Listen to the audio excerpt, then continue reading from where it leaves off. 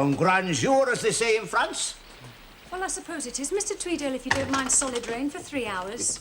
Mind you, the driving wind is very fresh. I mean, it's a beautiful day in my heart. It may rain outside, but inside here the corn is as high as an elephant's eye. I thought we might have a drop of port to celebrate. I always keep a drop handy in case war breaks out or other special occasions. Oh, buy books and they get lower as you get older, these damn things. Aye, what goes down doesn't necessarily come up, as the gravedigger said. It's your birthday. Is it the Dickens? It's not my birthday by any chance. Only you would know that, Bliss. Well, I'm not sure these days. I mean, if it wasn't for the carol singers coming to the door, I wouldn't even know it was September. It's red letter days that make the difference. Something out of the blue that turns an ordinary day into a drinking a glass of port day. If we had a couple of glasses. Ah, well, I think I've got a set of 2 glasses in the kitchen. Who put the bop in the bop, bop, bop? Who put the bang in the bang, bang, bang, bang? Who put the bit in the bit, bit, bit? Who put the dop in the bop? You all right, Mr. Tweedale? A1 Fliss, 20/20 vision, full complement of 16 teeth, top and bottom, and not a bulging blue vein in sight. Freddie and the Dreamers, I've shot 'em. Aye, when I think of maestros like Jack Payne and Geraldo. Anyway, let's have a little celebration.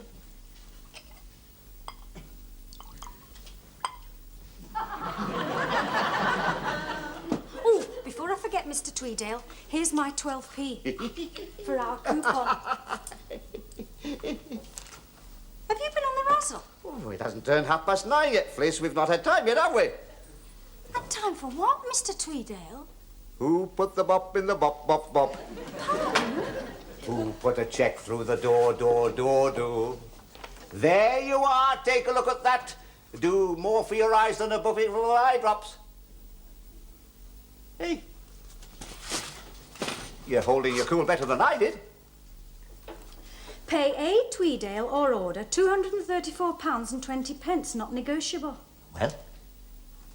Well, is it some kind of windfall, Mr. Tweedale? I had an inkling about it on Saturday, but I didn't see anything before. Oh. Well, I'd be overjoyed if somebody gave me a cheque for £2 right now. Blessed peppermints, it's uphill going, isn't it? Will you look at who it's from? Littlewood's Pools Limit. Is this our perm? £234? And 20 pence, 1 second dividend and 4/3. Oh, what's half of £234? And 20 pence. Sorry. £117 10 pence. I have taken the opportunity of writing you out a cheque. I'd no idea we'd won. Well, I didn't want to tell you on Saturday in case it was only coppers.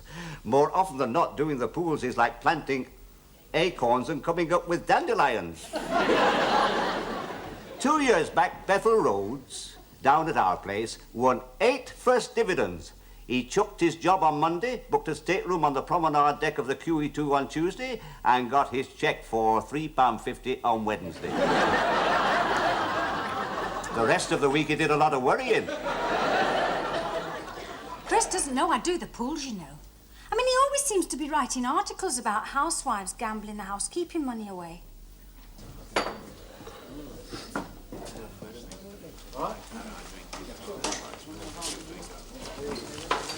What's wrong, kiddo? Inside here, the corn is as high as an elephant's eye. How many have you had? Only this one. I've not finished it yet. You told me you had something to tell me on the phone. I told you I had something to tell you, but not on the phone. You know what I mean. Well, I did have something to tell you. And is that it? The corn is as high as an elephant's eye in your heart? Who put the bop in the bop, bop, bop, bop, bop? Come on, Fliss, try standing up. I'll put you in a taxi, yeah? You don't understand. I do. I've got some news for you. I've got some for you, kiddo. You're stoned out of your mind. Read that. Well, don't just sit there, argue. What's it for? I've won the football pools. Come on, Fliss, try standing up. I'll put you in a taxi. It's true. True as I'm standing here looking at an empty glass. Look, Fliss, speaking as one of nature's great losers, Pools winners get cheques signed by Mr. Littlewood, Mr. Vernon, Mr. Cope, Mr. Zeta, or Mr. Empire. They are not signed by Mr. Tweedale. Me and Mr. Tweedale are a syndicate. I give him a 12p every week and he fills in the forms. You mean you've won 117 quid? And 10 pence. Why didn't you tell me on Saturday that we'd won? Well, it might have turned out to be a dandelion and I didn't want you to spend the rest of your life paying for promenade day. You know, that is very true. There is many a wise word spoken by a raving nut. What are we going to do with it? I'm going to spend. Oh, good. We're agreed then. We'll put it in a deposit account in the bank and watch it grow. Money doesn't grow nowadays, Fliss. If we put it in the bank, all we'll do is watch it shrink into a down payment on a pint of bitter. Well, you better buy me another gin and tonic while there's still time. I'm serious, Fliss. Money's depreciating all the time. Can I have the same again, please, Harry? Actually, Harry's name is Eddie. By the way, he winked at me before you came in. He'd answer to Fido. You do realise that this cheque turns us into capitalists, don't you? We are now bourgeois pigs grinding our heels into the workers' faces. Yeah? Good, isn't it? Doris, one large mother's ruin. Thank you. That it then, miss? Oh, could you manage half a pint of bitter for my friend?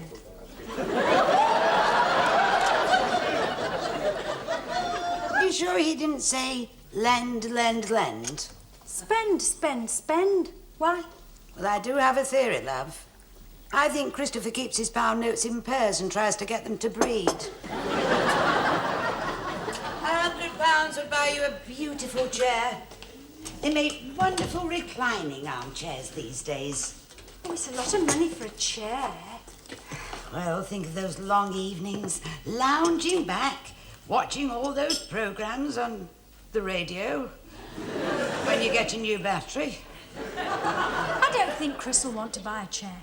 Well, it would be an exciting journey into the unknown for him. What are you talking about? Going into a shop.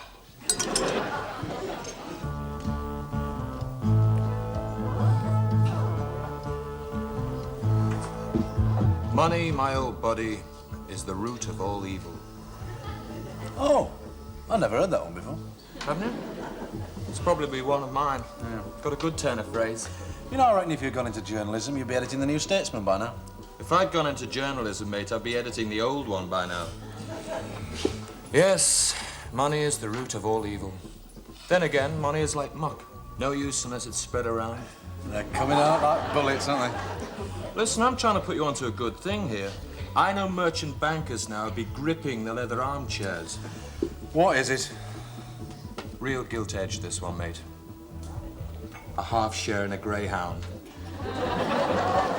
We'll kennel it at Bellevue, race it for a couple of years, then put it out to stud. Are we on then? Well, with my luck, if I owned half a greyhound and we put it out to stud, I would own the half that did all the eating. I'm knocking myself out here trying to give you investment advice. Well, Skippy, you've just made me an offer I can refuse. How much is it again? £117, 10 pence.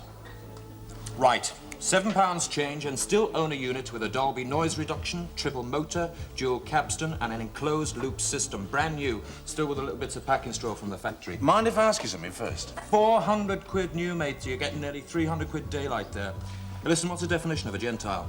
Someone who buys things retail. Anyway, just give me the word. I'll get in touch with Louis the Limp. I would still like to ask you something first. It's all right, Chris, mate. I'm doing it because you're my best friend. Would you please tell your best friend what the hell it is? Only the best cassette player in the world. I'm not paying 100 odd quid for a knockdown cassette player. It's not a knockdown. It's not been knocked down. It's been knocked off. You mean it's been nicked? It's a bargain. It's against the law. Oh, what do you mean? You can get arrested, you know, for buying stolen goods and knowing them to be stolen. Look, there are too many bad laws in this country. I believe in acting according to the dictates of my own conscience. Well, no thanks.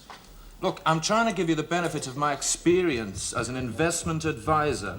A half share in a greyhound and a fence called Louis the Limp. Have you got any more jokes? How about the Irishman who gave up water skiing? Yeah, I couldn't find a sloping leg. How about the Irishman? Same again. Oh, please, that's more like an investment. I agree with you, Mr. Tweedale. It is a good idea. I'll mention it to Chris, but I honestly don't think it'll get off the ground. Well, I just thought I'd chuck it in for a bit of conjecture. The Tweedales were always full of grandiose ideas. You better explain yourself, Connie. I could explain myself all night. Your Uncle Orlando would take 2 hours. Not the only industrialist to go to the wall during the Depression.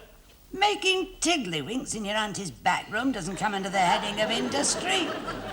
You never fully recovered, love.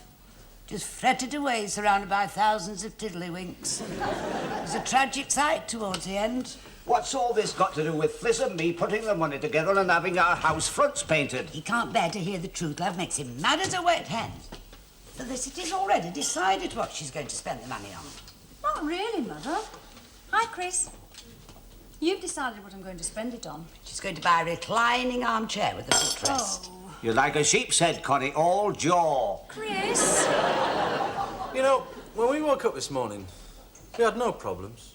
We were just broke. I'd have thought having no money was problem enough. It's not a problem. It's a way of life with certain advantages, like not coming home to a house full of advisors. I'm only here to stop Connie Wagstaff chucking away good second dividends on a damn chair. Look, you want the house painted, she wants a chair, he wants me to buy half a dog and a bent cassette.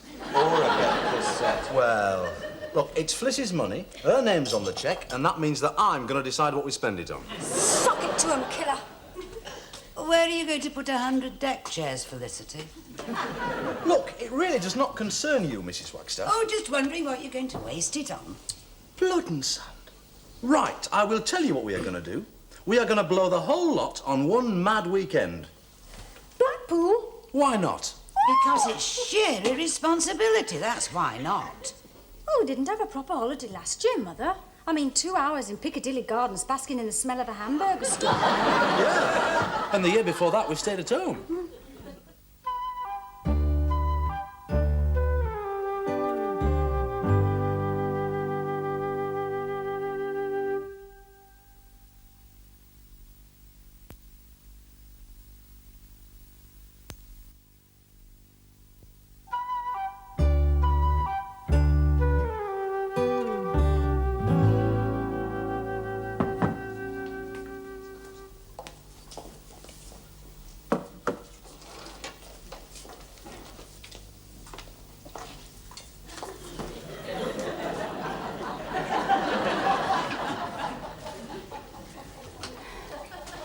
Almost ready, Mum. Yes. You're not still mad because we didn't buy a chair? Oh, of course not, love. I just can't stand goodbyes. We're going to Blackpool, Mother. We'll only be away for 8 nappy changes. You'll hardly have time to reupholster the deck chair. Oh, very nice, that, Mrs. Wagstaff. I've always wanted to lean my head on Nell Gwyn's oranges. I made you a few sandwiches for the journey, love. Oh. We could get to Outer Mongolia on that lot. We still have enough left to trade for a camel. You're trying to save your money. Thank you very much, Mum.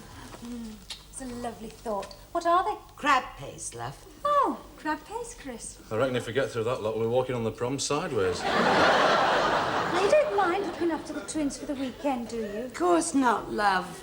I mean, you'd be all right here on your own, won't you, with Mr. Tweedale next door and Gavin in the next bedroom? Do you think Gavin will be all right? Now, have you got everything you want? I think so, love.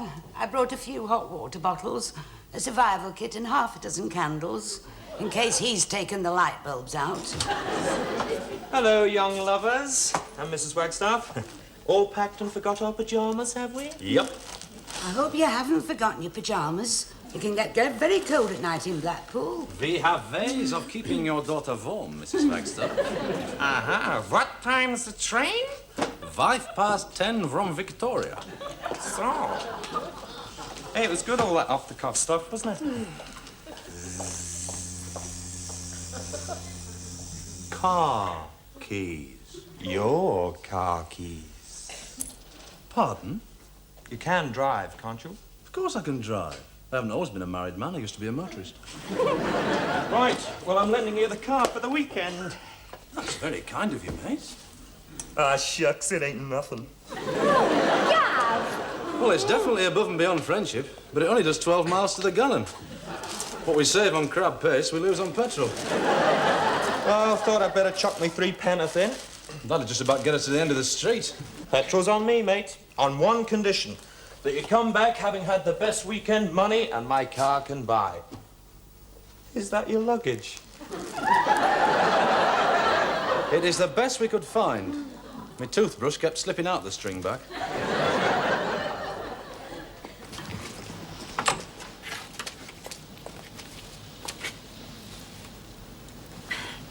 They're not very easy to get into, are they? They're impossible to get out of. The designer's not given a lot of thought to this seat. It's not a car, kiddo. It's a Venus flytrap on wheels. I've bunged your carrier bag in here. Pointless spoiling things for a ha'porth of tar. Or even a 65-pound 32B case with real hand-stitched cowhide. Look, thanks again, mate.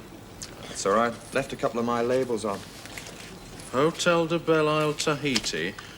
Rio de Janeiro Plaza. Yeah, I find them on the airport buses at Chorlton Street. Look, they're out with these. Ye Bonnie Braeside Guest House, Central Prom. Own door key provided. Leave the showmanship to me, Chris. I've got the flair for it. You're more the honest, upright citizen type with a flair for being broke. Well, after you, Mr. Mill, when you're ready. Look, Gav, thanks, mate. Ah, it's okay, sport. Do mention it.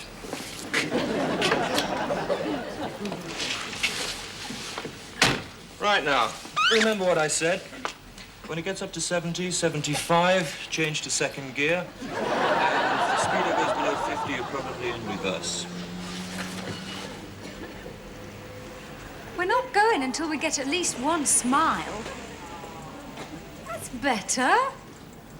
You know, you look 20 years younger when you smile, Mum. It's the chemical action in the air that does it, you know. Mark my words, Connie. In 3 weeks, this support will be a tower block for woodworms. Sarah and Simon, a great big way for Mummy and Daddy. They're going away now, leaving you with Nana. Nana loves Simon and Sarah. Nana wouldn't ever leave Simon and Sarah. Nana loves you. She does. Liz! Liz!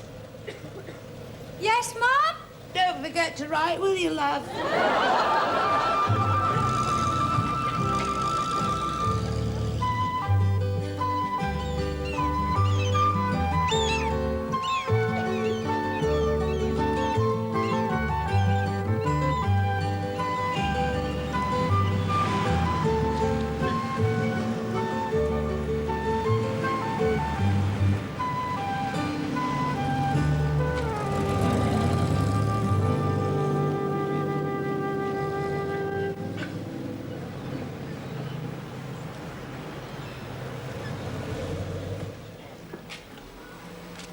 Checking in, sir?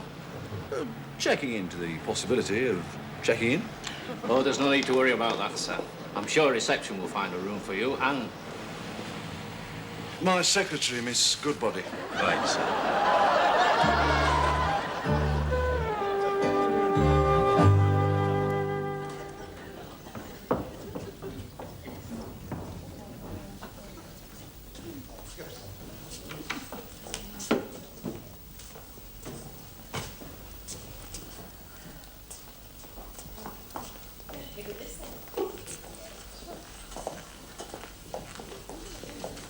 Hey, I've got the feeling everybody's looking at us, saying they've just won £117 on the pools and they've borrowed Gavin Rums's car. Do you want to park your bum for a bit? You wasn't brung up proper, was you? I'll take the case now, please. Yes, sir.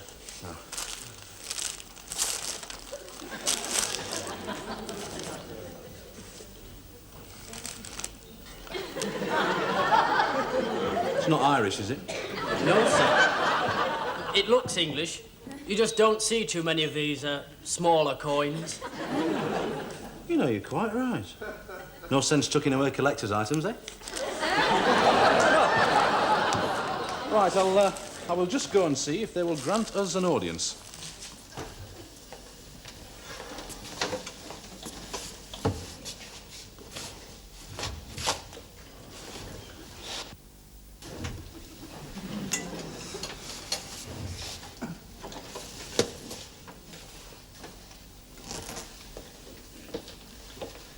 Can I help you, sir?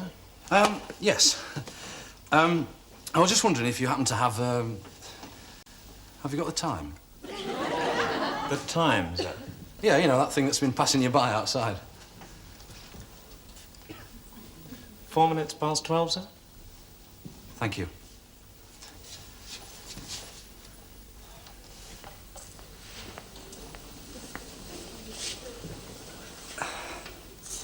What's the matter? Nothing. Something. Honestly. Well, Mr. Moneybags, have you booked a naughty weekend with Miss Goodbody? Not yet. I've just sussed out the joint. How do you mean? Well, if we don't eat anything, it'll work out about 18 quid a day, plus VAT. But if you want to go in for optional luxuries like breakfast and dinner, it'll bump it up to about 30 quid. Well, they've hardly touched my mother's crab paste sandwiches. They're not exactly erotic, are they? Soft lights, music, and a 4-foot stack of crab paste sandwiches on the bedside table. £30 is a lot of money. And you can add a fiver onto that for bits and pieces. £70 for 2 nights. It's a lot, isn't it? Pardon? You're miles away. It's the first time we've been on holiday. I know. We've come without the twins. I hadn't noticed. I wish they were here.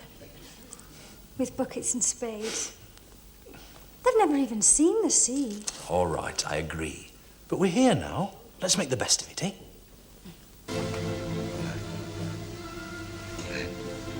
Oh, here, Tony. I'll wait upstairs in my room and you come and tell me what she says, see?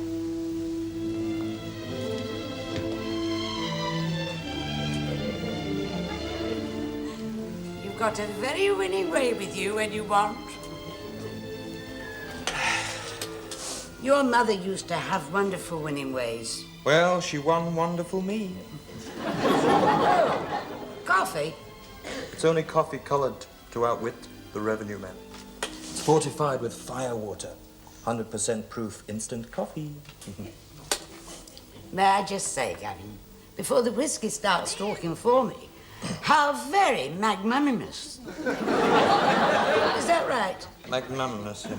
Your gesture in lending Felicity and her husband your new motor car, particularly as her husband is driving. Well, if I can help someone as I go along, eh, Mrs. W?